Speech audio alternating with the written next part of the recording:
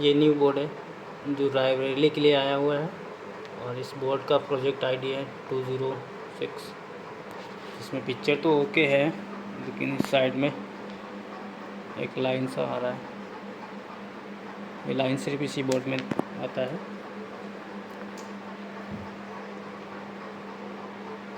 दूसरा जो अपना बोर्ड है उसका प्रोजेक्ट आईडी है, क्या था इसका, 139। इस पर पिक्चर फ्लिक कर रही है, इस पर पिक्चर स्टेबल है, लेकिन यहाँ पे एक लाइन है इस प्रोजेक्ट आईडी पे 206 पर।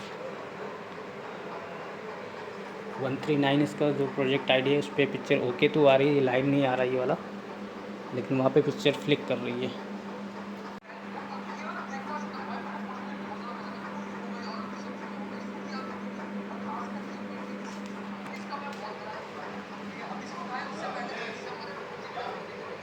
Project ID 139